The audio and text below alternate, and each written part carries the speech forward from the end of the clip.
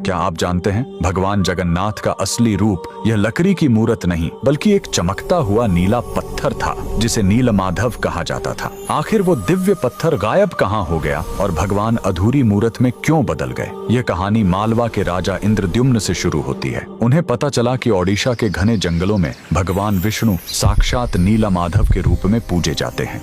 राजा ने अपने मंत्री विद्यापति को खोज पर भेजा। विद्यापति जंगलों में भटकते हुए आदिवासी सरदार विश्ववसु तक पहुंच गए, जो गुफा में गुप्त रूप से नीलमाधव की पूजा करते थे। विद्यापति ने सरदार की बेटी से शादी की और जिद करके गुफा देखने की बात मनवा ली। सरदार ने शर्त रखी कि वे उनकी आंखों पर पट्टी बांधकर ले जाएंगे, लेकिन विद्यापति ने चालाकी की। उन्होंने रास्ते में चुपके से सरसों के बीज गिरा दिए। कुछ दिनों बाद जब बारिश हुई तो सरसों के पौधे उग आए और विद्यापति को गुफा का रास्ता मिल गया। उसने तुरंत राजा को खबर दी। राजा इंद्रद्युम्न अपनी विशाल सेना लेकर घमंड के साथ भगवान को लेने पहुंचे, लेकिन उनके वहां पहुंचते ही नीलमाधव की मूर्ति हमेशा के लिए गायब हो गई। भगवान अपने भक्त विश्ववसु के साथ हुए धोखे और राजा के घमंड से नाराज थे। राजा ने रोकर माफी मांगी और अन्न जल त्याग दिया। तब आकाशवाणी हुई, मैं अब उस पत्थर के रूप में नहीं मिलूंगा, अब मैं समुद्र तट पर एक लकड़ी के लट्ठे के रूप में आऊंगा। कुछ समय बाद पुरी के समुद्र तट पर एक विशाल अद्भुत लकड़ी का लट्ठा तैरता हुआ आया। राजा समझ गए कि यही भगवान का नया रूप है। उन्होंने तुरंत आदेश दिया कि इस पवित्र लकड़ी से भगवान की मूर्ति बनाई जाए, लेकिन समस्या यह हुई कि वह कोई साधारण लकड़ी नहीं थी।